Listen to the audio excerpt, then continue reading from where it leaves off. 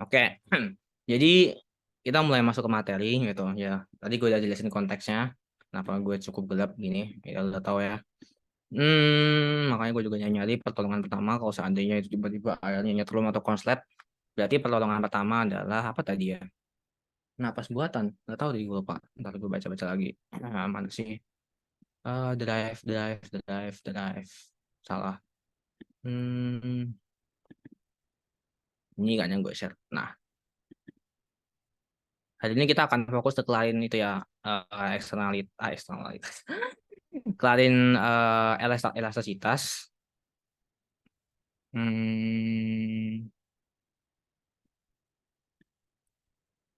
elastisitas. Nah, mungkin gue akan sedikit ngulangin dikit yang permintaan dikit habis itu penawaran. Terus habis itu langsung kalian akan gue kasih soal gitu. Jadi kan nanti bakal ngerjain. BTW ini ntar kalau jaringan gue kenapa-kenapa langsung bilang aja. Gue kan ini nggak pakai itu yang nggak pakai paket ya. Gue pakai wifi yang nggak bisa dipercaya ini wifi-nya gitu. Jadi ya sudah. Ini ya elastisitas ya hari ini. Mungkin kita sebelumnya udah inget kayak fokus-fokus. Kita mulai fokus ya. Oke, kemarin udah nyampe sini kan. Jadi mungkin buat yang untuk apa inget reminder aja gitu. Kalau ini kita lagi bahas tentang elastisitas itu kita apa ya semacam ngomongin yang namanya ini nih sensitivitas gitu. Jadi seberapa sensitif suatu variabel gitu itu mempengaruhi variabel yang lain gitu. Dalam hal ini kita fokus ke P sama Q gitu. Gimana si P ini akan mempengaruhi Q-nya. Oke, ini kita ada belajar di hari kemarin, Kamis kemarin. Terus kita juga udah tahu kalau elastisitas itu ada beberapa jenis gitu dari harga permintaan gitu, habis itu ada harga penawaran, habis itu ada elastisitas silang sama pendapatan ya gitu. Nah, lo bisa lihat di sini kalau elastisitas permintaan itu berarti satu barang, berarti PX mempengaruhi kuantitas permintaan QDX atau dalam artian kayak harga apel mengaruhi kuantitas permintaan ya apel itu sendiri gitu. Penawaran juga sama, mengaruhi harga apel mengaruhi kuantitas penawaran harga apel sendiri. Tapi kalau silang itu beda gitu.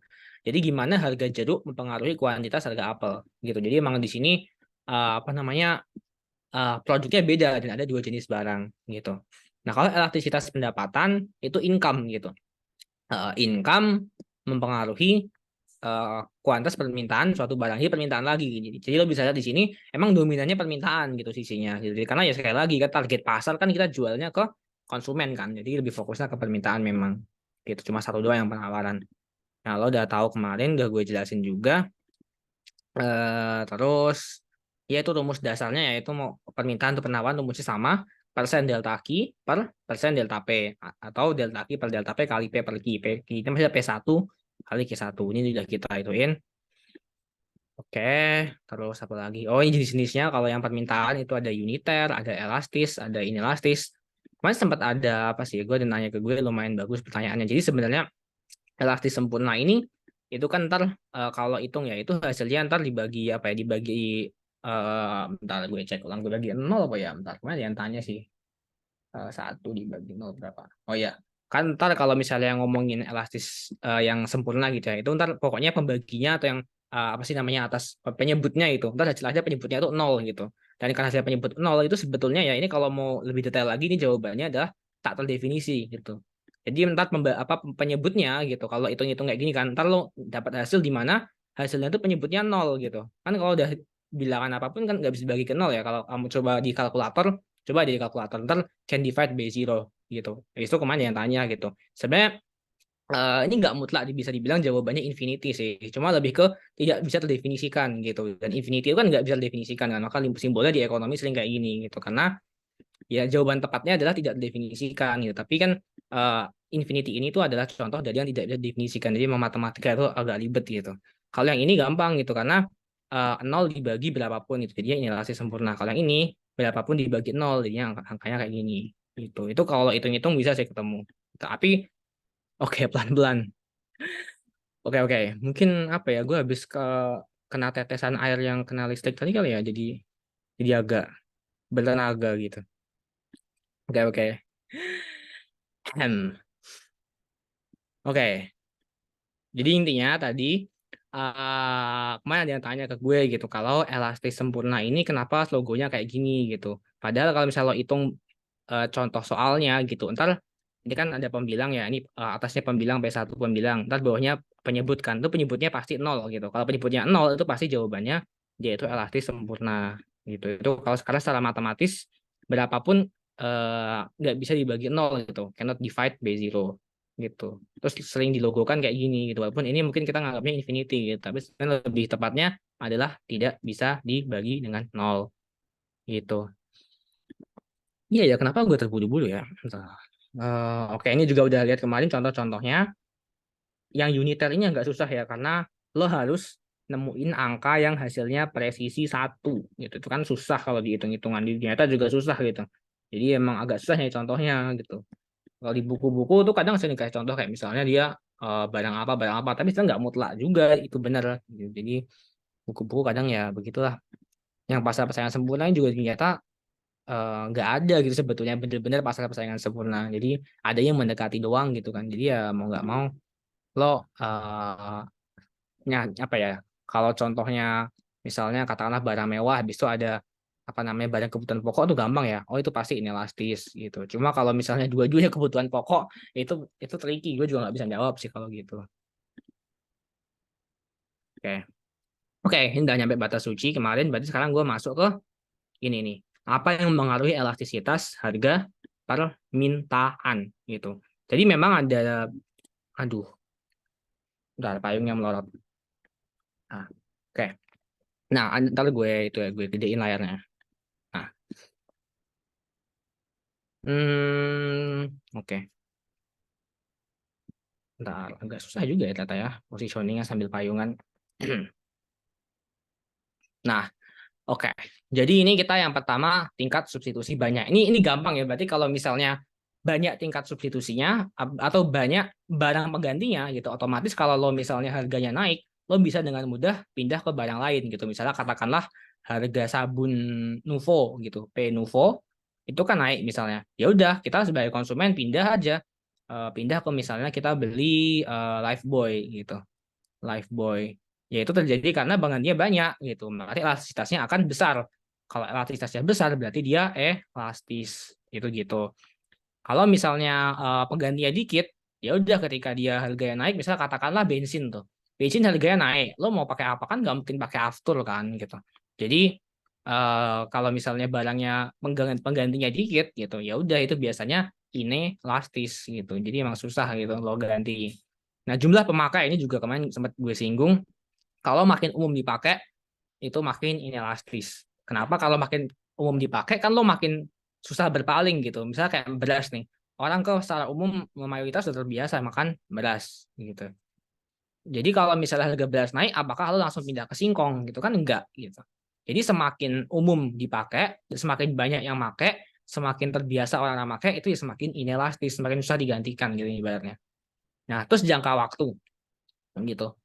Kenapa dalam jangka panjang dia bisa lebih elastis gitu? Karena dalam jangka panjang gitu, dalam jangka panjang lo akan melakukan penyesuaian gitu. Jangka panjang lo mungkin bisa nemuin alternatif lain gitu. Jangka panjang akan melakukan yang namanya penyesuaian gitu. Misalnya lo sebelumnya minum kopi apa gitu. Tapi lo karena udah suka sama kopinya, jadi dalam jangka pendek ya udah terbeli walaupun harganya naik, katakanlah naik 1.500 gitu. Tapi lama-lama lo mikir ah ini harganya udah mulai mahal, udah nggak worth it. Akhirnya lo pindah ke merek kopi yang lain, itu kurang lebih kayak gitu. Jadi emang barang itu secara umum gitu, itu cenderung lebih elastis dalam jangka panjang. Cuma ini kalau misalnya mau diteliti lebih lagi kayak di buku Pak Pratama gitu, buku ekonomi pengantar ekonomi itu atau di buku apa ya Mankio apa itu tuh ntar kebagi lagi gitu sebenarnya, yaitu kalau barangnya cepat basi sama nggak cepat basi gitu ntar beda gitu. Jadi cuma emang secara general kita nganggap kalau barang dalam jangka panjang itu memang lebih elastis. Gue pakai yang lebih umum lagi karena kalau misalnya dijabarin ini semua masing-masing kalau dijabarin bisa banyak gitu. Jadi yang gue jelasin yang umum aja gitu. Terus besar proporsi pendapatan terhadap harga barang. Itu gimana tuh? Misalnya gini nih, gaji kita 1 juta. Harga roti naik dari 10.000 ke 12.000. Berarti katakanlah 10.000 ke 12.000 tuh paling berapa persen sih? Dari 1 juta kecil ya, paling nggak ada 10% ya. Paling masih di bawah 10% kan gitu harganya. Jadi ketika dia naik apa namanya naik ke 12.000, ya lo bakal cenderung terbeli karena damage-nya gitu. Ke gaji lo nggak seberapa gitu. Tapi gimana kalau harga TV gitu? Ini udah 50% dari gaji gitu, 50% dari gaji lo gitu, gaji lo. Jadi ketika harganya naik dari 500.000 ke 600.000 gitu, walaupun itu katakanlah cuma 20% sebetulnya, itu lo kemungkinan besar akan nggak beli gitu. Jadi bisa dibilang apa? Gitu. Kalau makin besar proporsinya gitu, lo makin elastis, lo makin gampang untuk meninggalkan barang itu gitu. Kayak ini kan TV kan 500.000 naik ke 600.000, ya udah tinggalin aja, skip aja gitu, beli yang lain lah atau nanti aja belinya gitu. Karena walaupun uh, cuma naik 20%, tapi dia secara umum proporsinya gede gitu. Jadi makin berani kita tinggalkan, jadi makin elastis gitu.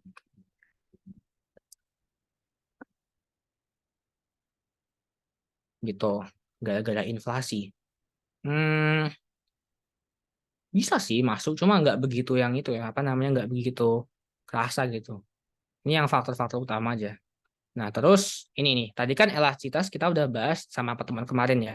Itu yang permintaan. Gimana kalau penawaran? Ya sama aja, rumusnya sama persis kok. Tuh, rumusnya sama persis.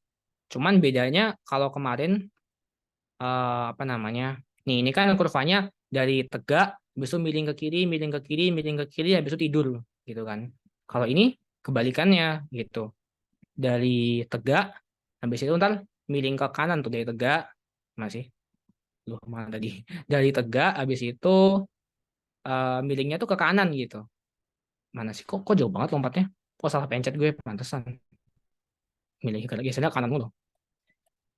Nanti, nah itu kan dari tegak tuh, tegak habis itu gesernya kanan kanan kanan, udah itu doang gitu. Selebihnya mau jenis-jenisnya, kategorinya, rumusnya, itu semuanya sama gitu. Cuma kalau penawaran gesernya kanan gitu. Terus habis itu kalau yang permintaan kemarin kan, di permintaan ini itu hasilnya itu pasti negatif permintaannya gitu. Kenapa? Karena kurvanya tadi milihnya ke kiri kan, jadi pasti negatif. Cuma biasanya di soal tuh dimutlakan, jadi hasilnya jadi positif gitu. Kan tau lah ya permutlakan di matematika. Nah, kalau penawaran ini sama aja ya rumusnya ya, persen delta Q, eh persen delta P, itu kalau misalnya lo jabain lagi pada akhirnya juga jadinya delta Q per delta P kali Q ini P1 kali Q1 ya. Gitu maksudnya. Ya sama persis lah kayak yang di permintaan, nggak ada bedanya. Gitu. Ya bedanya cuma ini slope kurvanya positif dari kiri bawah kan atas ya, karena sekali lagi dia kurva penawaran. Kalau permintaan kan gini kan. Gitu. Kalau penawaran ya udah sebaliknya gimana. Nah, gak susah. Ya, bentar, ini gue di pinggir soalnya. Ya wajar lah kalau muka gue gitu.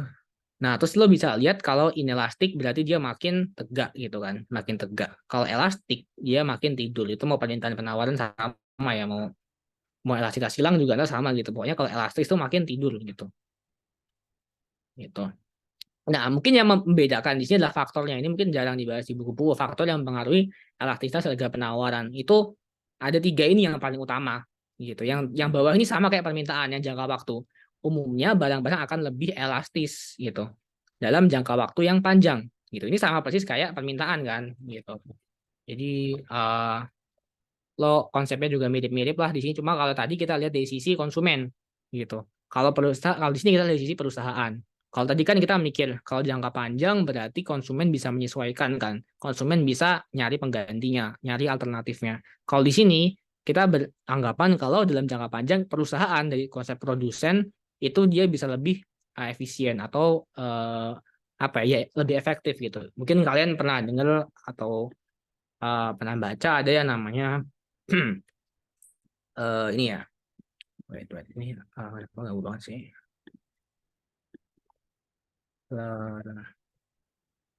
learning curve, learning curve gitu. Ini atau kurva belajar itu. Jadi dalam artian itu makin lama gitu, makin lama itu orang akan apa ya, semakin apa ya, semakin bagus lah pengalamannya. Kalau dalam konteks perusahaan dia makin lama gitu terbiasa melakukan sesuatu gitu, itu makin efektif. Kalau dalam artian ini produsen ya, berarti makin lama dia memproduksi barang kan dia makin berpengalaman ya gitu, proses produksinya, proses distribusinya gitu. Jadi ya begitulah yang namanya learning curve gitu. Jadi butuh waktu gitu, dan makin lama dia akan semakin efisien gitu. Nah, terus habis itu dia kan yang tiga yang sama ya, sama yang permintaan. Yang dua ini sifat biayanya. Mungkin nanti akan di bab selanjutnya kita akan bahas juga tentang biaya ini, bahwa biaya ini ada total cost sama dengan fixed cost ditambah variable cost gitu. Nanti kita bakal di bab selanjutnya ya, kalau biaya itu total cost sama dengan biaya tetap ditambah biaya variabel, entar di bab berikutnya. Nah, ini terkait juga sama bahan bakunya gitu. Kalau bahan bakunya itu mudah ditemukan gitu, maka penawaran barang itu akan elastis gitu. Kenapa? Karena dengan adanya bahan baku yang gampang didapat itu mereka bisa memproduksi lebih cepat gitu loh. Jadi ketika apa namanya harganya berubah, mereka bisa langsung respons gitu. Kenapa? Karena bahannya gampang didapetin. Beda sama katakanlah uranium gitu. Misalnya katakan kalau buat nuklir kan butuh uranium gitu kan susah dapetinnya ya. Jadi otomatis kita nggak bisa memproduksi dengan cepat dan barangnya jadi inelastis. Secara penawarannya inelastis gitu. Karena susah nyari bahan bakunya. Nah, yang pertama gitu itu jenis produknya gitu. Ini tergantung barangnya nih. Bisa dibilang kayak berapa lama produksinya gitu. Mungkin lebih ke arah waktu produksi. Tuh, produksi gitu.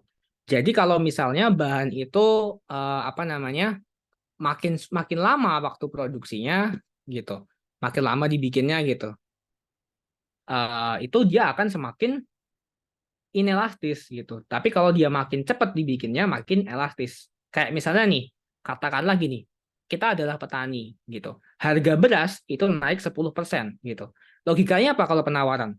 Kalau harga naik, maka penawaran akan naik. Itu logikanya gitu kan. Tapi gimana kalau lo adalah produsen beras gitu? Harga naik kan bukan berarti lo bisa langsung panen saat itu juga gitu kan. Enggak kan? Enggak bisa gitu. Jadi walaupun lo harganya naik, lo pengen nyesuaiin diri di pasar, wah ini lumayan nih harga lagi naik nih, ayo kita supply banyak-banyak, tapi kan belum panen gitu. Nah, petani nggak bisa langsung produksi dan merespon gitu, karena butuh waktu 3 sampai 4 bulan untuk panen raya. Ntar giliran panen raya harganya udah turun gitu. Nah, harganya udah turun begitu panen. Gitu. Jadi udah nggak bisa sesuaiin gitu. Maka bisa dibilang beras ini memiliki elastisitas penawaran yang inelastis gitu. Jadi emang ya sekali lagi nih seberapa cepat dia bisa produksi beda sama kalau levelnya industri gitu kayak misalnya makanan ringan gitu yang bisa tinggal diproduksi pakai mesin habis itu orang tinggal bantu ngemas-ngemasin doang gitu itu kalau harganya naik ya mereka bisa dengan cepat langsung menyuplai membanjiri pasar produknya bisa langsung dilempar ke pasar tapi kalau beras kan enggak ya jadi mau gimana pun ya lo nggak bisa seminggu jadi gitu beras kan nggak bisa butuh waktu jadi makin susah di makin lama waktunya dia makin inelastis semakin cepat berarti makin elastis secara penawaran gitu. Ya mungkin kayak masker juga pas COVID gitu ya. Jadi dengan karena dia gampang dibikin dengan cepat dia membanjiri pasaran gitu. Gitu. Yang total cost sama dengan physical variable cost ini baru di bab berikutnya sih sebenarnya. Jadi kalau misalnya lo belum paham ya nggak apa-apa, emang belum dibahas kok. Oke. Jadi elastis penawaran ini sama persis kayak permintaan, cuma bedanya geser ke kanan, tidurnya ke kanan gitu. Jadi berdiri kalau inelastis, habis itu geser ke kanan. BTW unitary elastis ini dia ini ciri khasnya adalah ini tuh sudutnya sama dengan 45 derajat ya pokoknya. Pokoknya apa namanya? Apa sih? Ngepas gitu loh. Berapa ya? 45 ya kalau nggak salah ya. 90 atau 45 ya. 90 derajat. Pokoknya apa tengah-tengahnya lah gitu. Jadi 90 derajat terus tengah-tengahnya ngepas gitu itu unitary elastic gitu. Nah, kalau misalnya elastik ya berarti agak lebih tidur lagi, inelastis berarti agak lebih berdiri lagi. Kalau perfect ya udah tinggal tidurin sama berdiriin gitu. Terus angkanya masih sama kayak yang kemarin ya. Jadi kalau inelastis sempurna 0, inelastis 0 sampai 1 berarti contohnya ya berarti 0,2, 0,3, 0,9 gitu. Uniter ini yang susah karena dia ngepas satu dan jarang ada barang yang bisa ngepas satu angkanya gitu kan. Berarti susah ini di dunia nyata. Nah, kalau elastis berarti ya bisa 2, bisa 3, bisa 5 gitu. Elastis sempurna yaitu tak terdefinisi atau mungkin cara paling gampangnya adalah ini nih kalau inelastis sempurna berarti kuantitasnya tetap gitu ini kalau inelastis sempurna key-nya sama dengan tetap nggak berubah nggak bisa berubah harganya doang yang bisa berubah kalau ini gitu kalau elastis sempurna gitu ini P-nya yang tetap jadi kalau ketemu soal P1 sama dengan 20 habis itu P2-nya 20 juga ya udah itu langsung nggak usah lo hitung oh berarti pasti dia nah, elastis sempurna gitu jadi sebenarnya kalau lo udah paham teorinya lo beberapa soal itu sudah diselesaikan tanpa harus menghitung gitu. Dan mungkin itu bisa lebih efisien waktu ya kalau konteksnya lagi ujian gitu. Nah, ini mungkin salah satu contohnya, tapi di sini yang penawaran. Cuma rumusnya kan sama ya. Nah, di sini kita bisa lihat tuh. Pada harga barang sebesar 1000 unit, nah berarti P1-nya 1000 gitu. Jumlah barang yang ditawarkan, berarti QS yang pertama 2000, itu 2000. Kemudian harganya naik jadi 1200 gitu.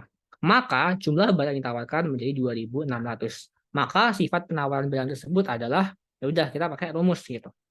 Rumus andalan kalau misalnya bentuk soalnya kayak gini, yaitu delta Q per delta P sama dengan sama dengan dikalikan P per Q gitu, atau P1 kalikan Q1 kali dibagi Q1 kali P per Q. Jadi kalau P di sini berarti P1 ya, ini Q1. Kita bisa lihat P delta Q berarti berapa? Delta Q itu berarti kan Q2 dikurangin Q1. Habis itu ini P2 dikurangin P1. Dikaliin P1-nya berapa? 1000. Q1-nya sama dengan apa namanya? P1-nya 1000, Q1-nya sama dengan 2000 ya. Oh, enak ada angkanya. Nah, habis itu ya udah tinggal lo hitung aja Q2 dikurangi Q1. Berarti kan 600 ya. Ini 600. Habis itu P2 dikurangi P1, 200. Kan positif kan hasilnya, dikalikan 1000 per 2000. Ya udah ini tinggal lo coret-coret aja nggak sih kalau yang gua di warna. Tinggal coret-coret aja sini. Set, set, set, set. Berarti ya udah itu 6 dibagi 4 gitu. 6 per 4 gitu. Atau disederhanain lagi sama dengan 3 per 2. Ini kalau mau lu sederhanain lagi bisa sih 1,5 gitu. Ya udah karena dia di atas 1 ya, berarti jawabannya yang elastis ini gitu. Gitu. Gitu doang sih sebenarnya. Oke. Itu kalau bentuk soalnya kayak gini. Jadi ada P1, ada P2. Tapi ada jenis soal lagi. Jenis soal yang kayak gini. Nah, jenis soal 2 ini gitu, itu bentuknya itu persentase gitu. Nah, kalau bentuknya persentase gini, lo penting pakai rumus yang pertama yaitu persen delta Q gitu sama persen delta P gitu per persen delta P gitu gitu. Habis itu kalau lo bisa tahu kalau misalnya yang rule-nya itu kalau misalnya persen delta P-nya itu lebih besar, kalau misalnya P yang lebih besar itu berarti dia inelastis gitu. Kalau Q-nya lebih besar berarti elastis, itu logis ya gitu. Karena nanti kalau misalnya dibagi, kalau misalnya atasnya katakanlah ini 2 gitu, habis itu bawahnya 3. Ya udah ini kan jadi 0, kan. Ya udah jadi otomatis dia jawabannya inelastis gitu. Ini kalau cek aja di sini.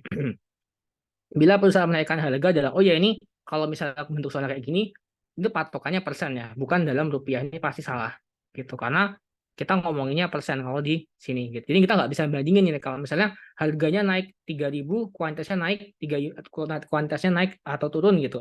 Itu tuh nggak bisa gitu. Harus pakai persen gitu. Nggak bisa dalam rupiah. Ini nggak bisa, harus dalam bentuk persen gitu. Oke, udah tereliminasi. Habis itu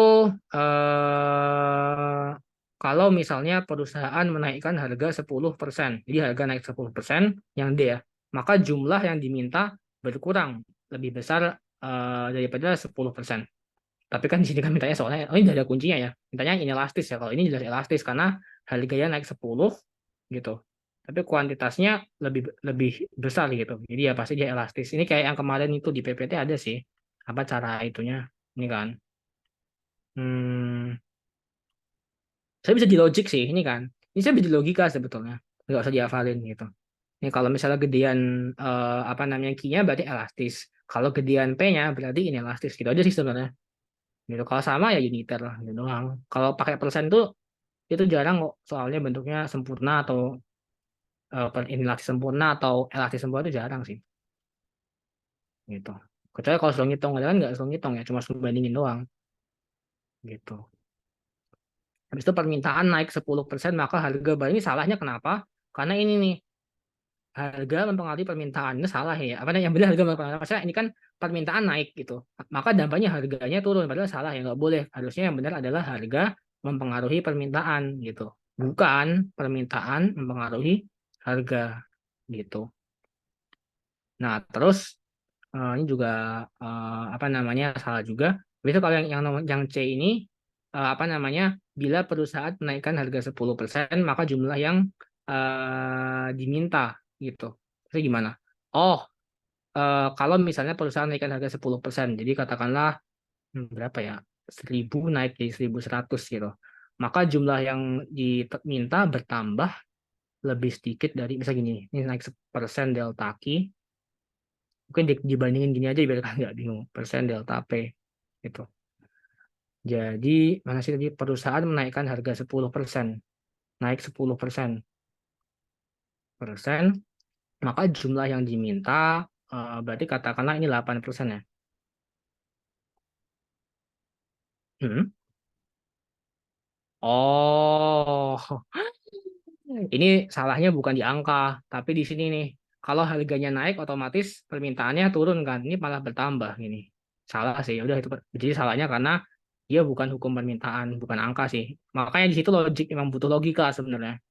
Gitu.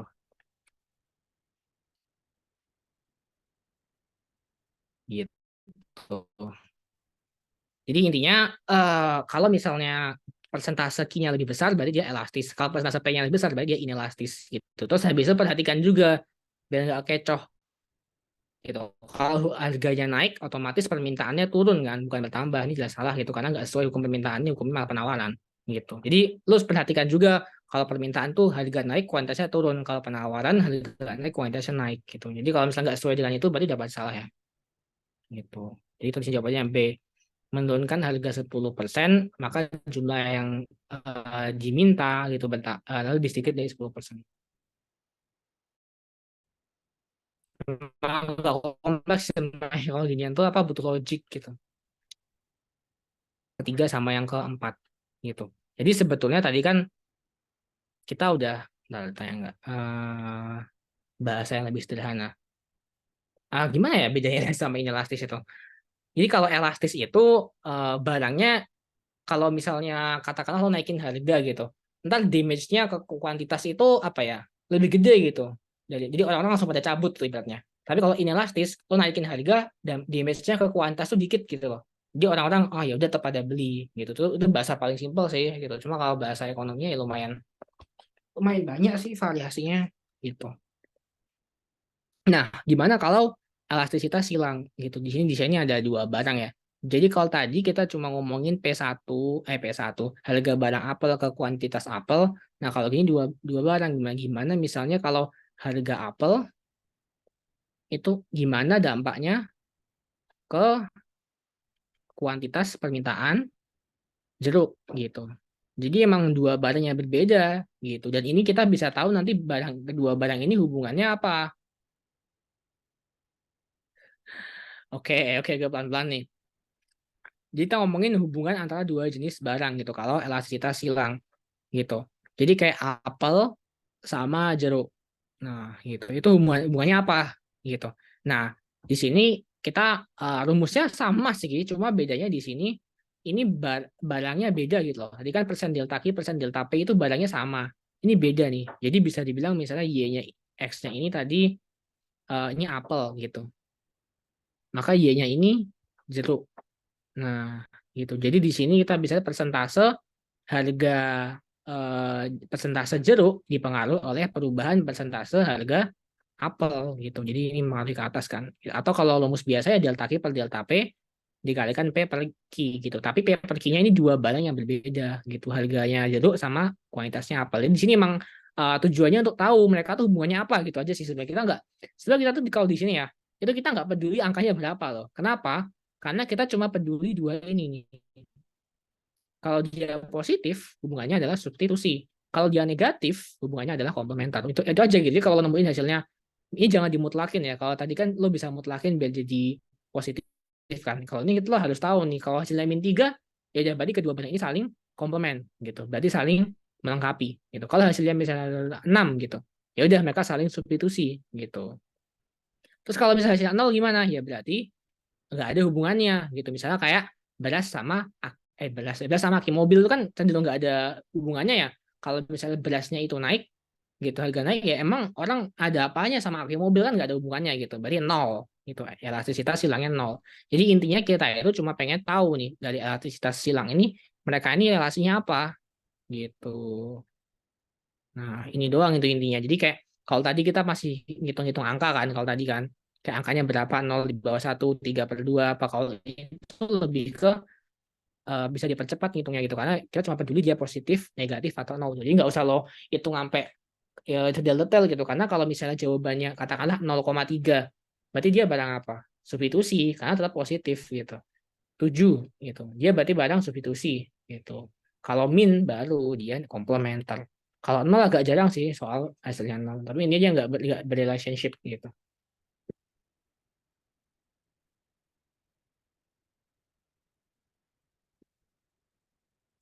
Oke, paham. Oke, oke, paham.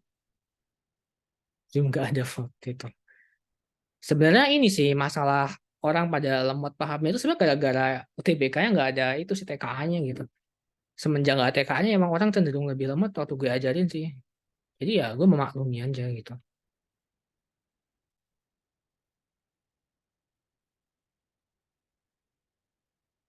Gitu. Ini kalau misalnya lo mau buat kurva ya, cuma kadang ini nggak sepenting itu kok untuk dihitungin, karena biasanya itu cuma mentok di definisi sama lo nentuin hubungan antar dua barang itu apa gitu. Sampai sini sih. Ini cuma kalau misalnya mau digambar gitu. Jadi kalau biasanya kita ngomongin harga apel gitu, P harga apel gitu, sama P apa sama kuantitas apel gitu. Biasanya kan gitu kan. Kalau di sini beda gitu. Jadi harga apel sama kuantitasnya jeruk gitu, jeruk gitu misalnya. Gitu. Jadi di sini lo bisa lihat gitu. Kalau misalnya kayak gini gitu, bentuknya kayak gini kan berarti positif ya. Berarti barang substitusi, substitusi. Kalau misalnya bentukannya kayak gini kan negatif ya. Berarti barang komplement. Kalau misalnya nol, ya udah berarti tegak gini. Berarti kayak gini nih. Ini berarti nggak berhubungan gitu. Gitu. Gue juga gambar juga ya kalau misalnya bentuknya vertikal gitu. Cuma ini jarang banget sih. Misalnya kayak ditunjukin gambarnya misalnya gini nih, nah ini berarti apa, no relationship gitu. Jadi di sini harga barang X dan ini adalah kuantitas barang. Jadi memang beda barang sama kuantitas, emang agak uniknya di situ gitu, karena emang tujuan kita adalah membandingkan gitu. Oke, memang orang itu sih gua aku intar semenjak dihilangin TKA dari UTBK itu orang-orang semakin apa sih bimbel di itu makin laris sih bimbel di FEB UI, makin laris sih sebenarnya. Karena orang apa pesan bimbel dari himpunan gitu. Ya ada profitnya juga sebenarnya gitu kalau lihat-lihat. Kalau lo tutor bimbel di fakultas berarti yang apa demand lo naik gitu. Kalau misalnya lo fokusnya ngajar TKA doang berarti demand lo turun gitu. Itu kalkulasi secara bisnis ya. Tetap profit juga sih sebenarnya gitu. Ngelek kah? Bentar-bentar ngelek kah? Enggak Aman, kok. aman, aman. Oke. Nah, ini yang terakhir itu elastisitasnya adalah elastisitas eh, pendapatan gitu. Ini juga simpel sih sebenarnya. Kalau nggak kayak yang tadi. Intinya gimana pendapatan lo, income lo itu gimana mempengaruhi kuantitas, kenapa dibilang lagi, permintaan gitu. Jadi gimana sih kalau gaji lo naik gitu? Itu lo akan makin tambah banyak beli atau enggak gitu loh, ibaratnya gitu. Nah, di sini rumusnya juga mirip gitu kayak yang sebelumnya. Bedanya kalau sebelumnya itu Q sama P, di sini Q sama Y gitu. Y ini adalah pendapatan atau kadang ditulisnya I gitu, income. Rumusnya ya cuma gitu doang sebenarnya. P-nya berubah jadi Y gitu. P berubah jadi I atau I lah ini. Jadi pendapatan gitu. Udah gitu doang gitu rumusnya gitu. Delta Q per delta Y kali Y per Q1. Sama sama kayak yang biasa, cuma IP-nya diganti Y. Nah, di sini ada penggolongannya gitu. Sebab kita kalau misalnya dia positif gitu, sebenarnya dia barang normal gitu. Barang normal tuh ya mungkin masih contoh kan. Bisa kalau superior ini biasanya mewah sih gitu. Mewah ya biasanya. Kalau ini kebutuhan pokok gitu, barang kebutuhan pokok biasanya. Mirip kan kalau sama yang permintaan gitu atau penawaran gitu. Nah, mungkin yang inferior ini yang mungkin akan gue jelasin gitu. Oh iya sih, oh iya anak Tamsi sudah belajar duluan ya, gitu. Ya sebenarnya kalau kalian udah ikut kelas yang kemarin sebenarnya lebih enak gitu loh. Jadi nggak, emang ini bukan sesuatu yang ini kalau misalnya di apa namanya digambar gitu, cuma nggak sepenting itu. Nah ini intinya inferior itu apa? Ini yang paling penting nih. Jadi kalau inferior itu agak unik gitu. Ini logiknya kan, logiknya ya. Itu kalau misalnya dua barang ini gitu, logiknya ya. Kalau misalnya pendapatan naik gitu, logikanya kan harusnya kalau lo pendapatannya naik, maka apa? Kuantitas permintaannya naik gitu. Ya udah gitu. Lo sebelumnya katakanlah gaji lo katakanlah 3 juta gitu. Itu lo memutuskan untuk beli 10 UP gitu. Habis itu ketika gaji lo 6 juta gitu, lo memutuskan untuk beli 20 UP per hari gitu, per hari gitu. Ini kan logikanya gini ya. Kalau inferior itu beda gitu. Kalau misalnya gajinya naik gitu. Gajinya naik, yang terjadi malah mengurangi konsumsi gitu. Lah kok bisa gitu? Ya bisa aja gitu. Contohnya biasanya itu barangnya itu apa ya? Ada penggantinya yang lebih mewah gitu. Misalnya kayak makan di warteg gitu. Kalau gaji kita nambah gitu, maka akan lebih suka makan di restoran gitu atau KFC gitu misalnya gitu. Jadi kan kita ah, makanya bisa dibilang inferior ini tuh subjektif gitu loh. Subjektif. Bisa aja nih lo katakanlah gajinya jadi 2 digit, tapi lo tetap makan di warteg. Berarti warteg ini bukan barang inferior gitu. Gitu. Jadi kayak tergantung orangnya, tergantung kitanya gitu. Nentuin itu barang inferior apa bukan gitu. Nah, kayak kereta api ekonomi gitu. Kalau gaji kita naik, kita mungkin pindah eksekutif gitu, atau pindah ke pesawat gitu. Nah, itu bagi barang inferior si ekonomi ini gitu. Tapi kan ada juga ya orang yang gajinya naik, dia tetap naik ekonomi. Berarti ekonomi bukan barang inferior. Makanya gue bilang barang inferior ini gitu. Ini subjektif gitu. Atau mungkin kata kuncinya inferior kan, berarti in itu income gitu. Berarti dia berhubungan dengan pendapatan gitu. Jadi di sini kita nggak ngomongin kalau harga naik atau harga turun gimana ke konsumsi, tapi lebih ke pendapatan naik apa turun gimana ke konsumsi gitu. Gimana kok inferior ini agak nggak sesuai sama teorinya gitu karena ya sekali lagi lo punya pilihan yang lebih premium, yang lebih mewah gitu. Oke. Terus kalau yang barang-barang pokok sama superior tuh barang normal sih. Jadi sebenarnya dua-duanya itu ya biasa. Kalau misalnya income lu naik, lu bakal beli HP atau barang mewah lebih banyak, beras lebih banyak, minyak lebih banyak gitu. Gitu kan sebenarnya inferior enggak itu ya tergantung lo nya gitu. Lo orangnya sehedon apa gitu. Ini mungkin nggak perlu ya gitu. Ini elastisitas tuh lumayan apa materi urgent gitu. Jadi gue harus enggak. Sebenarnya hari ini gue kepikiran gimana kalau langsung kasih dua materi, tapi dipikir-pikir melihat materi satunya sepertinya elastisitas aja dikelarin sampai orang-orang paham deh. Karena materi selanjutnya itu apa sih kalau di sini itu lumayan nggak lama sih. Perilaku konsumen itu udah lumayan tidak lama gitu. Bintang 1 gitu. Gue liatin dikit nih. Jadi mungkin habis ini kita fokus latihan soal gitu. Daripada lo gue spam tapi nggak paham. Gimana sih kok nggak muncul-muncul sih pasangan tadi? More. Ya dia nggak mau kebuka. Ya udah dia tidak meridoi dibuka. Nah, coba gue lihat di sini. Ini kan perilaku konsumen kan sebenarnya udah pernah gue itu yang di taman siswa sih. Itu agak lebih complicated juga gitu. Ntar ada pendekatan kardinal, ada hukum Gaussian gitu. Dan lebih banyak kurva-kurva sama itunya gitu. Ya sepilannya gitu. Jadi emang ada banyak kurva gitu yang bisa yang kalau ketemu di ekonomi ini gitu. Yang paling dasar ya permintaan sama penawaran gitu. Habis itu ntar di teori biaya lo ketemu lagi. Habis itu lo ntar di lanjutannya nih di apa namanya perilaku konsumen ini ketemu lagi karena elastisitas ini kan sebenarnya kurvanya permintaan penawaran ya masih sama lah. Di perilaku konsumen ini kurvanya baru gitu. Teori biaya ntar baru lagi. Jenis pasar ini baru lagi gitu.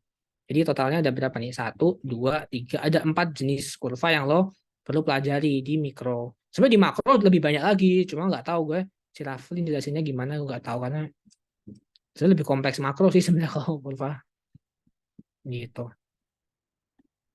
Oke, jadi gitu tadi yang untuk elastisitas. Intinya di sini tuh ini sih rumus yang ini loh apa delta Q per delta P P1 Q1 ini paling umum gitu. Jadi lo kuasai deh gitu. Terus persentase ini juga lo pahamin gitu. Interpretasinya gitu. Kalau misalnya Q-nya lebih gede berarti dia elastis. Kalau P persen P-nya lebih gede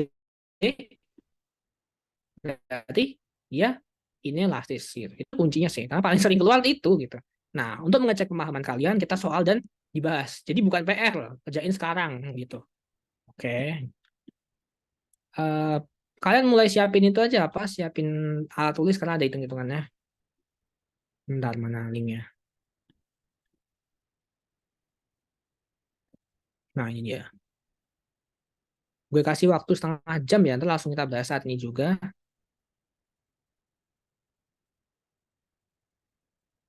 Hmm. Nih ya, nanti tinggal gue share. Shorten URL.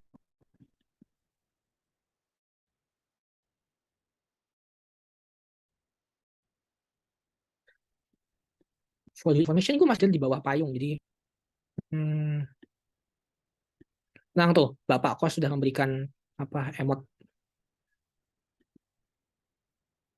emot centang apa emot centang emot apa sih namanya itu jempol. Berarti benar bakal diperbaikin. Announcement. Oh, mencetnya susah ya sambil ini apa yang gue singkirin aja nih. Ini lumayan effort loh BTW ngajarnya kali ini dia agak nah udah gue kasih tulisan kali ya. Apa konteksnya. Latihan soal 2 kerjain sekarang. Soal 2 elastisitas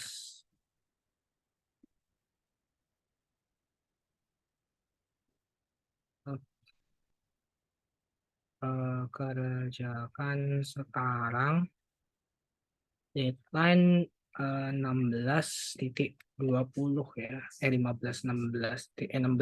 17.20 ya gitu. Ini nggak perlu lagi nih. Biasanya emang gitu sih kalau di WA web itu kadang nggak begitu responsif deh. Ntar gue share di kolom komen juga lo diem tapi. Hmm.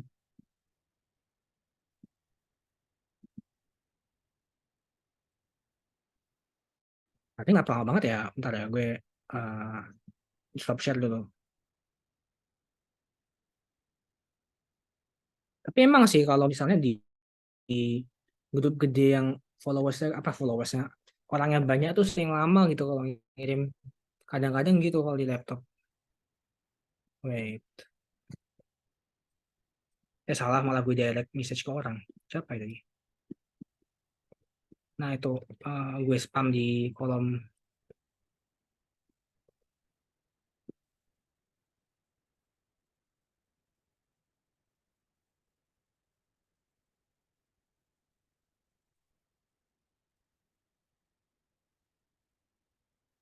UGM terima jalur kasihan. Gak tahu ya gue bukan orang UGM sih. Cuma dekat sama UGM.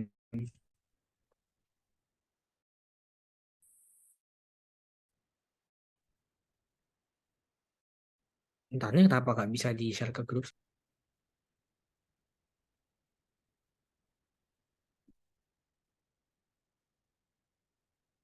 Tapi dipikir-pikir, ya juga ya. Apa tutor ekon satunya ITB, satunya UI, satunya UI juga. UGM-nya kemana gitu.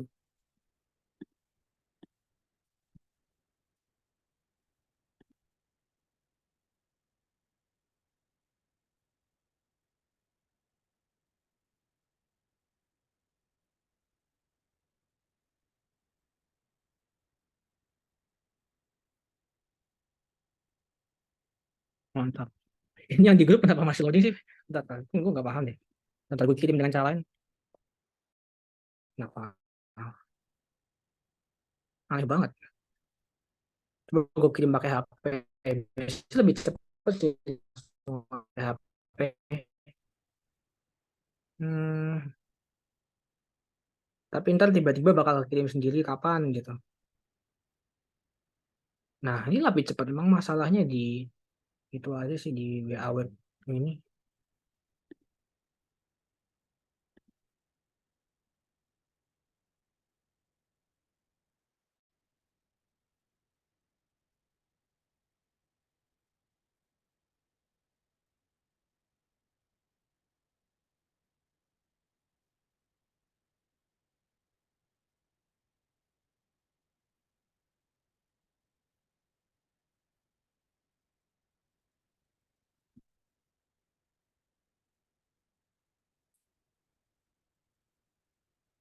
Kak, kakak item. Jujur itu pujian sih. Akhirnya ada yang bilang gue item. Pujian buat gue. Karena gue selalu dibilang terlalu putih sama orang-orang. Dia udah kerjain aja malah gue podcast gue matiin deh soalnya. Biar gue nggak ngomong-ngomong sendiri.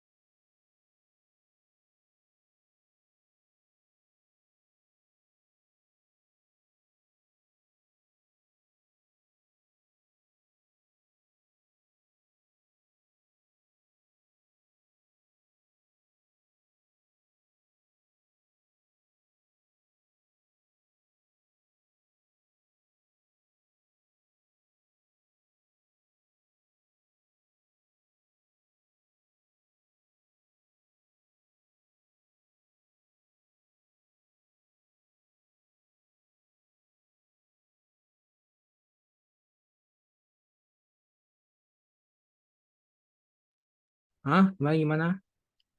Kepental tadi jaringan biasa. Udah kerjain kayak bisa-bisanya lo ngerjain soal yang hitung-hitungan ambil rame di kolom chat.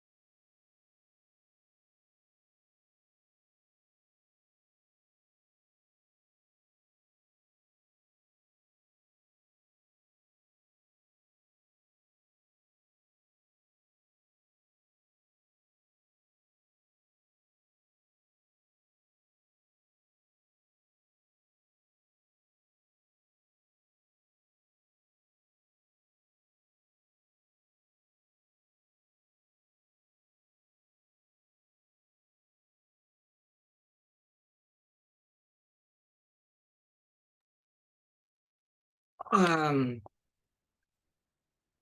oke. Lucu sih sebenarnya apa menyimak nilai kalian sih. Tapi nggak apa-apa. Justru gue tuh ekspektasinya tadi tuh rata-rata gue prediksinya 4 atau 5 soal. Jadi sebenarnya kalau misalnya dekat-dekat itu ya nggak apa-apa sih gitu. Jadi dari awal emang nggak expect nilai bakal tinggi karena ini udah emang cukup susah memang. Jadi kalau misalnya nilainya dari atas 5 tuh ya, itu udah lumayan sebenarnya. 6 gitu, 7 8 itu udah lumayan sebenarnya gitu. Menurut gue ya rata-ratanya segitu ya. Jadi jadi emang santai sih. Jadi gue juga nggak expect bakal nilainya tinggi karena emang materinya udah berdua per susah gitu latihan soalnya. Tapi supaya apa? Supaya kalau kita bahas, lo dapat pembahasan yang susah gitu loh. Jadi kalau ketemu yang gampang jadi nggak itu. Jadi emang jadi ya santai aja sih. Emang dari awal levelnya naik daripada yang seharusnya gitu. Tapi itu ya bisa jadi keluar gitu karena sumber-sumber soal gue ya dari utul juga gitu. Jadi kadang kan kalau orang ngasih latihan soal kan apa namanya ya digampangin gitu loh kadang. Kalau gue enggak sih, enggak. Gue paling susah kalau latihan soal. Oke, bentar, 1 menit lagi ya. Biar fair. Kan gue bilangnya 17:20 tadi, bukan 19. Nah, satu latihan soal. Soal gue. Agak elastis juga sih. Cuma elastisitas dan kemarin digabungin sebenarnya. Oke. Mana, mana, mana. 4,49 rata-rata. Not bad, oke. Ya sesuai prediksi berarti. 4 sampai 5 rata-ratanya. Sesuai prediksi lah. Gue sudah memprediksikan ini dari tadi, jadi santai. Ini yang 11 ini yang 11 ini antara ntar gue miss kok. Cuma ini kan bisa dikerjain berkali-kali dan iya besok kapan gue pakai squeezes aja ya. Kalau emang squeezes itu limitnya bisa banyak orang ya nggak apa-apa sih pakai squeezes karena dari awal gue nggak pakai squeezes takut nggak bisa mengakomodir 200 orang gitu loh. Tapi kalau squeezes bisa ya gue dari dulu pakai squeezes ya kalau buat yang tahu gue ngajar dari dulu tuh pakai squeezes biasanya nggak pakai ini gitu. Cuma kadang squeezes itu apa ya? Entah ada yang lemot atau apa yang gimana gitu. Jadi kalau ini kan aman ya kayak overall orang bakal ngakses ini gitu. Iya kan ada yang enak form kan gitu. Enaknya quiz apa enaknya form itu enteng gitu. Di HP bisa gitu dan lebih enak gitu. Tapi udah kita masuk ke materi. Jadi sesuai yang udah gue perkirakan gitu kita eh, apa namanya soal latihan soal 2 ini akan membuat sebuah gambar dinosaurus Brontosaurus gitu. Jadi dari awal sudah terprediksi gitu. Nah, mirip gitu misalnya apa lekukannya itu mirip kayak apa ya Brontosaurus gitu. Kayak udah gak netes-netes lagi sih cuma ya ntar gue on cam cuma ya gitu dalam balapan. Masih tuh pen gue. Oh, nih. Oke. Iya kan ini bener kan misalnya kayak nah ini kan mirip gitu kelangkungannya gitu. Ya udahlah ya paling nggak pas utul beneran jangan sampai gini ya. Oke, jadi ntar otomatis ke depan ya. Nah, oke. Kita mulai ya dari bahas soalnya. Hah, jadi hitam beneran. Oh, soalnya udah itu, udah apa namanya, udah maghrib. Dan gue belum nyalain lampu. Buset, gue nggak mengira gue sehitam itu. Ini mah beneran hantu sih. Bentar, bentar. Oh, ya begini. Soalnya kalau gue nyalain lampu dengan resiko lampunya tadi habis basah, itu resikonya gue kesetrum ya. Ya lo mah nonton gue kesetrum doang. Ntar. Gue yang di sini sudah pakai payung akan semakin tidak tidak nyaman. Udahlah kita mulai membahas soal yang ini. Emang susah sih yang ini nomor satu. Nomor satu ini kalau salah gue maklumi gitu. Kalau bisa berarti lo keren. Antara lo nyari kunci jawaban di Google atau lo emang pinter. Nah, seorang peneliti melakukan analisis statik. Oke, kita kembali ke awal dulu. Ingat rumusnya kalau nggak persen delta Q, kalau misalnya ngitung ya, kalau nggak persen delta Q per persen delta P, ya rumusnya berarti delta Q per delta P, selisih Q dibagi selisih P dikalikan delta kita kalikan P per Q kan. Ini rumus dasar gitu. Nah, ini nih yang jadi pertanyaan ini. Ini nih. Ini. Ini sebenarnya gitu. Itu turunan gitu.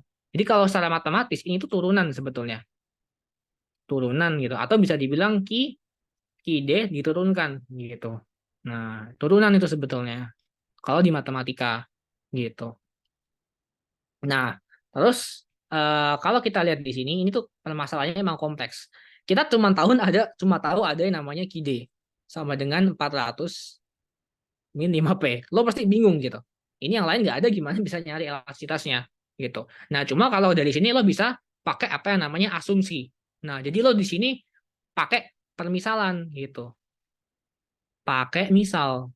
Nah, dari awal emang ini pakai misal. Misalnya katakanlah gue berasumsi misalnya P sama dengan misal P sama dengan 100 gitu. Nah, kita berasumsi P-nya 100. Kalau misalnya P-nya 10 gimana, Kak? Boleh. P-nya 9 gimana, Kak? Boleh. P-nya 1000 boleh. Gue kasih 100 biar enak aja ngitungnya gitu. Nah, habis itu kita anggap P-nya 100. Berarti ini angka 100 dari mana? Ini dari gue. Lo mau pakai berapapun boleh gitu. Nah, ini lo masukin ke dalam tadi itu. Nah, QD sama dengan 400 min 5P. Lo masukin ke sini gitu. Jadinya apa? QD sama dengan 400 min 5 kali 100 ya. Sama Gitu. aku 0,5 nggak sih? Oh ya, sorry, pantesan. Soalnya di sini ketutupan apa namanya? Sorry. Ketutupan apa namanya? Summary mute stop video gitu. Di kalian enggak sih, di gue ketutupan soalnya. Sorry. Pantesan angkanya kayaknya jadi negatif tadi. 0,5P. Untung kan negatif. Pintar. Berarti lo fokus 0,5. Ini harus diapresiasi nih anak-anak kayak gini nih. 0,5. Nah, ini 100 ya. Gue kalau salah langsung aja itu dan jabarin aja. Gue tidak proper sekali belajar apa ngajarnya dalam kondisi payungan sama dengan 400 min ini nih berapa nih? 400 min 1 2 ya 50 ya. Nah, tadi lo udah tahu kalau Ki DJ sama dengan lo udah tahu nih Ki sama dengan berapa nih? 350. Nah, ini tuh sebagai apa? Ini tuh sebagai P1. Nah, ini jadi P1 dan ini juga jadi Ki 1 gitu. Udah dapat kan P1, udah dapat Ki 1 udah dapat. Nah, apalagi yang belum gitu. Jadi di sini kita udah dapat ini nih, udah dapat nih. Ini udah dapat juga. Nah, ini nih gimana nih? Ki per delta P itu turunan gitu. Jadi dari Ki D ini sama dengan 400 min 0,5P. Kalian tahu lah, kalau turunan berarti kita turunin gitu. Nah, jadi kalau diturunin atau misalnya gue tulis delta Q per delta P, kalau diturunin berarti gimana? 400-nya hilang kan? Gitu. Kalau turunan yang 400-nya hilang. Yang P ini kan aslinya pangkat 1. Maka pangkat 1-nya maju. Jadinya min 0,5 gini kan. Habis itu karena dikalikan 1. Habis itu P-nya pangkat berapa? 1 dikurangin 1 gitu. 0 kan. Jadi min 0,5 kalau diturunin. Ini turunan biasa ya. Nah, di sini kita udah dapat nih. Berarti delta Q per delta P-nya min 0,5. Kalikan P1-nya berapa? 100, 250 gitu. Ini udah ini lo hitung hasilnya berarti jadi min berapa? Berapa nih? 250 ya. Per 350 gitu. Ini udah pasti lo hitung, pasti jawabannya di bawah 1 gitu. Gue hitung deh angkanya berapa. Misalnya gue hitung ini 50 dibagi 350. 0,14 lah gitu. Itu kan udah pasti inelastis gitu ya. Berarti ya.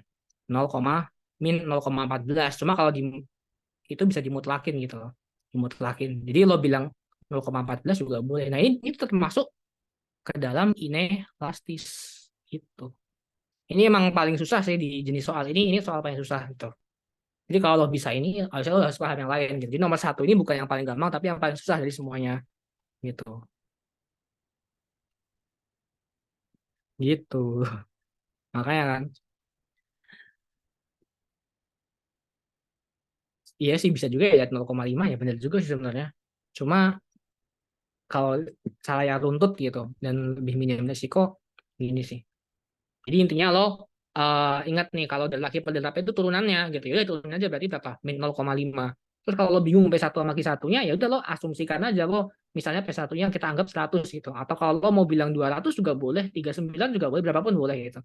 Lo masukin ke Q-nya udah dapat P sama Q-nya kan gitu. Ntar jawabannya lo kali ini jadilah 0,14 yaitu ini elastis. Menurut gue ini yang paling ribet di antara semua jenis soal elastisitas gitu. Gitu.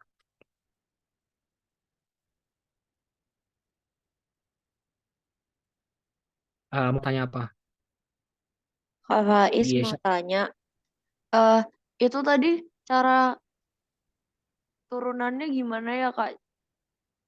Oh, kalau turunan tuh, oke, itu matematika sih. Gue bukan guru matematika, weh. Coba gue jelasin deh. Kalau turunan tuh, gue kira udah diajarin nama siapa, Babe ya? Siapa gitu.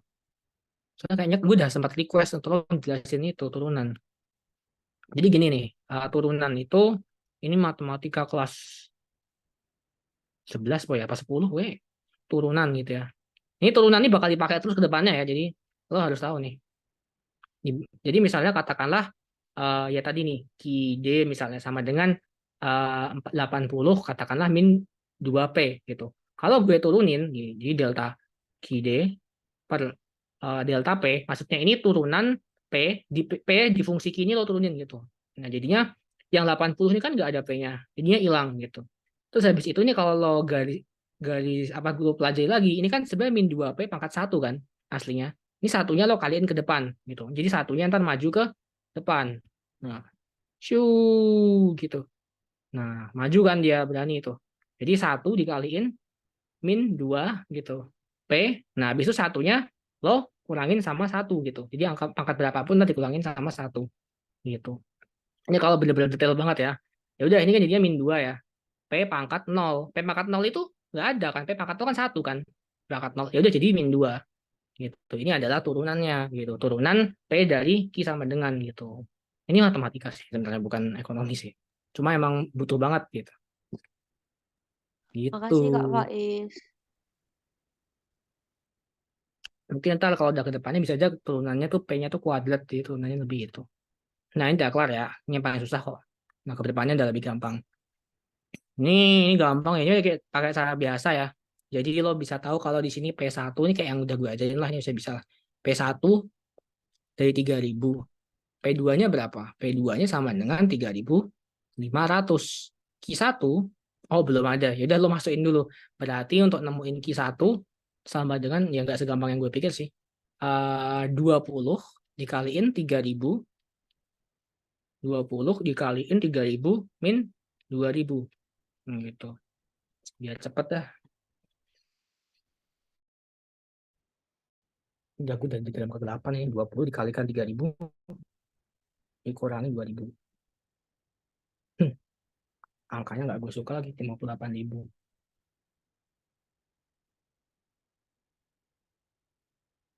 I2-nya berarti.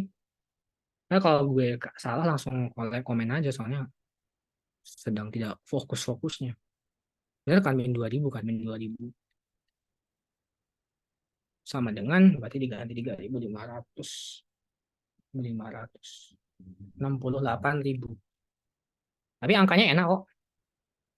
Nah, udah ketemu kan berarti Q1 eh, P oh yang ada yang nanya pakai integral jarang sih jarang dan harusnya nggak mungkin sih kalau olimpiade baru mungkin integral ya jarang bukan jarang sih kayaknya nggak ada deh overkill sih oh ada nah habis itu ya udah tinggal kita pakai cara biasa aja gitu delta Q per delta P kali P kali Q delta Q per delta P kalikan P1 per Q1 ya udah deh delta Q-nya berarti 68.000 min 58.000.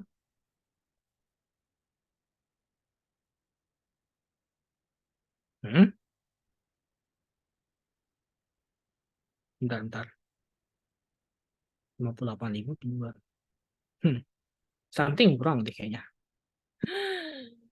Bukan itu masalahnya. Harusnya kalau salah logik, kalau dia harganya naik, harusnya kualitasnya turun. Ya udahlah, suka-suka aja. Gue kira apa gue salah ya? Tapi kayaknya enggak deh. Tadi berapa? 68 kurangi itu ya. 68.000 dikurangi 58.000. Ini soalnya gue baru nemu tadi sih, ini belum gue kerjain sebelumnya. Delta Q per delta P 3.500 3.000. Ini walaupun stres-stresnya anak FEB sebenarnya lebih stres teknik sih menurut gue sebenarnya ya. Cuma mungkin FEB itu stresnya tuh lebih ke kulturnya sih dibandingin karena akademiknya. Ya akademiknya susah sih kalau compare sama FISIP sama itu. Cuma ya kalau di compare sama teknik ini masih belum apa-apa. Ya udah ini kan berarti jadinya 10.000. Ini gue detailin aja biar yang apa harusnya nggak gini harus namanya. Adalah salah 3.000. Bang, itu ki satunya bukannya 58 ya, Bang? Oh iya, tuh kan bener 58. Iya ding satu ya. Thank you.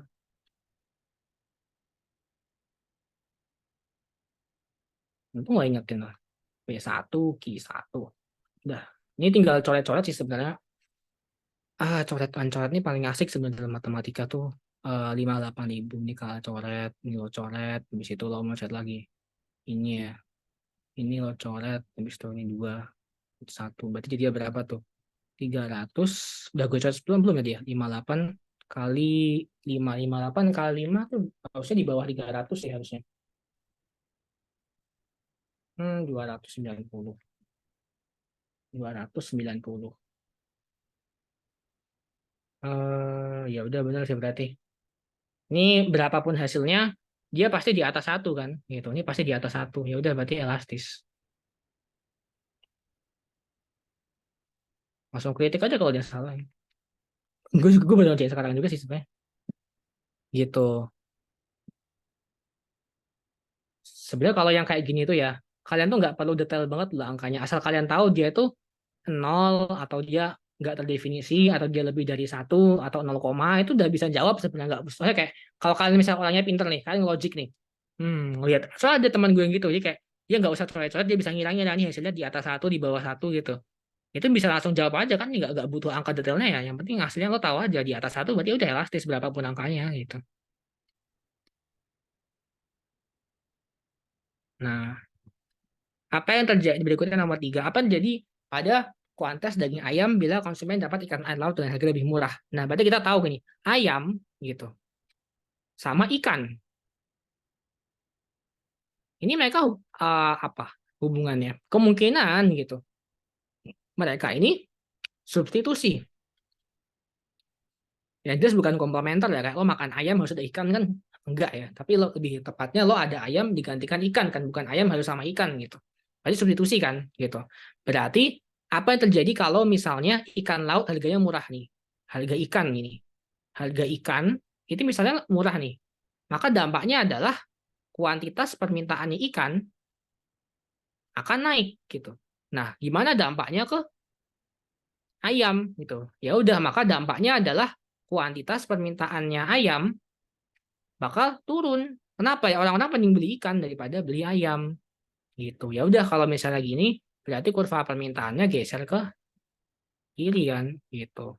Jadi ini supply, demand, supply, demand, P, Q gini. Ya permintaannya turun kan, berarti dia geser ke kiri gini kan berarti.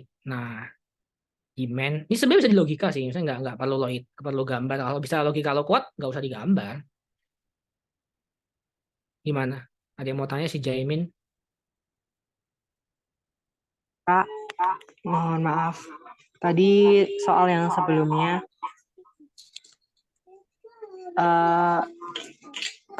fungsi permintaannya itu sama nggak sih yang di soal? Harusnya Q sama P berlawanan. Betul sekali, betul. Ini dari awal udah salah di fungsinya gitu. Makanya di depan nggak mungkin jawabannya ketika apa namanya harganya naik malah ininya naik gitu. Ini kan kalau perhatiin baik-baik, nih, ini harusnya gitu, harusnya ini fungsi penawaran gitu, gitu, penawaran gitu. Makanya dari tadi kayak aneh gitu, ya gitu gitu. Itu harusnya fungsi penawaran dari awal, makanya udah aneh soalnya sebetulnya gitu. Oke, makasih Kak.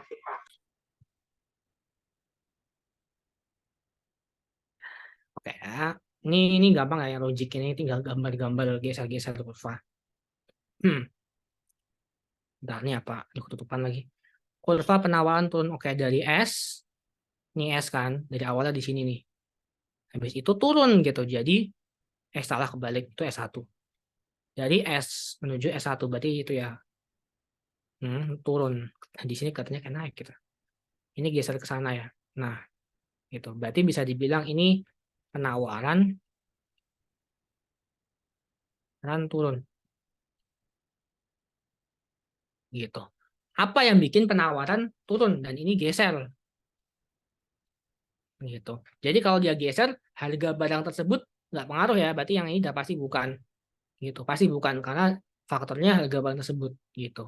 Kalau perkembangan teknologi baru, gitu, ini harusnya penawarannya malah naik. Gitu. Biaya produksi turun juga sama, penawarannya naik karena makin murah makin bisa bikin lebih banyak. Kalau ini nggak ada hubungannya, gitu. Karena kita ngomongin penawaran bukan permintaan. Terus kalau gini nih, ekspektasi harga akan naik, lo mikir ntar bakal naik gitu. Apa namanya? Jadi ya udah gitu. Terus gini, ya udah, jual nanti aja gitu, jual nanti pas harganya naik gitu, pas harga naik. Dampaknya apa? Ya udah, berarti apa namanya penawaran sekarang gitu itu akan mengalami penurunan gitu karena lo mikirnya ntar bakal naik gitu, ngapain lo jual sekarang, jual aja nanti gitu. Kenapa yang disalah? Karena harga barang tersebut, ingat, kalau harga barang tersebut ini nggak bisa bikin kurvanya geser gitu, nggak bikin kurva geser gitu, tapi bikin kurva bergerak sepanjang kurva gitu, bergerak dalam kurva, di garis kurva gitu, di garis kurvanya gitu. Jadi nggak bisa bikin kurvanya geser kalau harga basah. Jadi kayak gini nih, misal awalnya di sini pindah ke sini gitu, pindah ke sini, pindah ke, jadi nggak geser kurvanya. Kalau harga barang itu sendiri kan gitu. Gitu. Karena apa? Karena ada variabelnya nih, ada P-nya di sini nih. Gitu. Ini kan juga hitung-hitungan lagi ya. Agak malas sih sebenarnya. Kebanyakan ya kayaknya gue ngasih hitung-hitungannya. P1 7.500, P2 6.500. Ini tapi ini udah ada semuanya sih. Key supply. Oh, iya benar-benar hubungannya benar. 5.000. Key supply 2 sama dengan 4.500. Ya udah tinggal delta Q per delta P kali P per Q. Ini gue cepetin aja ya. Berarti delta Q per delta P berarti 5 min 500 ya. Tapi ini juga min 1000. Jadinya positif itu. P1 7.500, P2 5.000. Jadi tinggal lo hitung aja nih berapa nih. Jadinya ininya ini kan ya pasti positif ya. Ini 1, ini 5.000 bagi 500 kan berarti 10 ya. Ya udah berarti sama dengan 7.500 dibagi 10.000. Ini udah jelas sebenarnya, nggak usah lo hitung aja. Kalau misalnya lo hitung ntar juga jatuhnya, nih misalnya lo hitung ya 0,75. Tapi sampai sini aja, kalau bawahnya gede ya udah berarti ini elastis. Ini mah soal template lah ya. Gitu. Oke, 5 lagi, 6 lagi. Ini tapi yang lain lebih mudah sih, ini interpretasi doang gitu. Ingat rumusnya adalah persen delta Q per persen delta P. Di sini dibilangin kalau persen delta Q persen delta P itu hasilnya adalah 0,75 gitu. Jadi lo tinggal bagi aja gitu. Persen delta Q persen delta P mana yang hasilnya 0,75 gitu. Ini jadi gampang ya logikanya. Dan ingat, Bu, ini permintaan ya. Berarti kalau naik satunya turun gitu. Berarti kalau misalnya ada yang melawan itu harga naik, maka nah ini salah nih, bertambah. Ini salah. Melawan hukum permintaan gitu. Jadi jawabannya nih kalau misalnya itu sendiri ya udah jawabannya yang ini ya. Karena hubungannya kebalik nih, benar, hubungannya benar kebalik. Habis itu tinggal lo bagi aja gitu. Misalnya ini katakanlah persen delta Q-nya berarti kan berapa? 0,75% dibagi 1. Ya udah sama kan? 0,75. Sama nih. Ya udah jawabannya berarti yang ini C. Ini logika sih sebenarnya. Gitu. Ini nah ini nih, ini yang agak unik nih. Jadi gini, di sini ini gini. Pertama, ini tuh barangnya sama. Barang sama gitu. Jadi bukan dua barang ya, berarti maka opsi A sama B dan B itu salah. Karena apa? Karena kalau elastisitas silang gitu, substitusi komplementer itu dua barang gitu. Ini berarti salah gitu. Altruistik gitu, itu enggak, itu bukan. Karena dia barang yang permintaannya ada tapi nggak ada itunya, yang nggak ada supply, ini bukan juga. Nah, kalau inferior gitu, antara dua ini, kalau inferior gitu, itu kalau misalnya income-nya naik gitu, income-nya naik gitu, yang ada malah kuantitas permintaannya malah turun gitu. Nah, kalau barang given gitu, itu kalau misalnya harganya itu naik,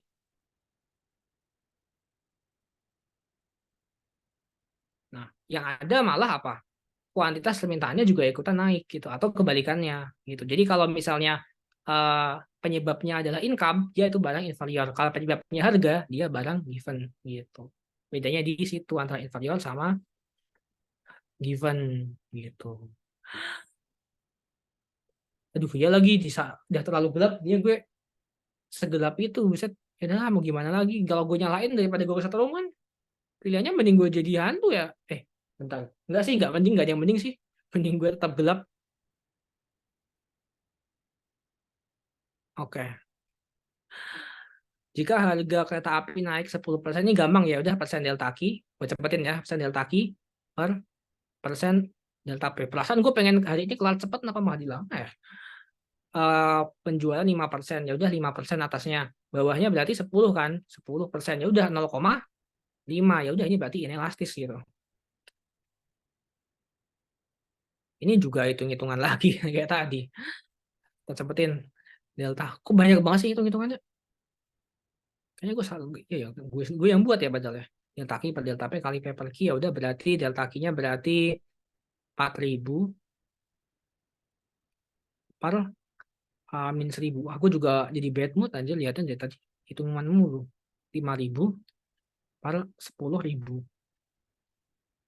gitu. Ini tinggal dicoret-coret aja ya berarti. Jadi ini dicoret, ini coret, ini coret, ini coret, berarti jadinya 4 kali 5, 20 per ini 10 ya, min 10. Nah, ingat kalau misalnya gini berarti kan jawabannya min 20 kan, min 2 kan. Itu sering dimutlakan, jadinya 2. Gitu. Maka jangan heran kalau ntar jawabannya negatif kok malah jadi positif gitu. Buset dah dan benda dan pensil dan pulpen merupakan koefisien elastisitas. Ingat, ini dua barang gitu. Dua barang berarti pasti elastisitas silang gitu. Pasti elastisitas elastisi af elastisitas silang. Gue tuh pengen kelar sebelum maghrib padahal. Elastisitas silang. Tutor ekonomi emosi. Buset dah. Nah, berarti otomatis kalau nggak atas ya bawah ya. Kalau mereka ini kan nggak mungkin mereka barang itu kan komplementer kan. Berarti pasti barang substitusi gitu. Substitusi. Ya saya bisa jadi komplementer ya. Tapi di sini lebih ke substitusi gitu. Kalau komplementer tuh pensil lama penghapus gitu. Ah, habis itu berarti udah jelas ya. Kalau substitusi berarti elastisitas silangnya positif gitu. Kalau komplementer negatif. Jadi jangan terjebak sama A, B sama A, B itu sesat itu. Nah, ini gampang banget. Banyak substitusi, berarti banyak pengganti. Banyak opsi atau pengganti gitu. Pengganti. Kalau harganya naik, harga naik, ya no problem gitu. No problem. Pindah kompetitor gitu. Pindah aja ke kompetitor gitu. Jadi barangnya kalau gampang pindah berarti dia elastis gitu. Yeay, kelar. Nah, ini nggak usah. Nah, oke. Oke ya. Jadi kita tuh udah poin aja. Bentar, gue mau sekali-kali gue mau nge-SS. Bentar, gue mau dokum sekali-kali. Oke. Bentar. Gimana cara naruh itunya HP-nya? Oke. Satu, gue nya berantakan banget kalau gelapnya. Satu, serem lagi gue ya. 1, 2, 3. 1, 2, 3. Ya hantu. Bentar, 1, 2, 3. Dah, oke. Dah bubar. Buat, sholat.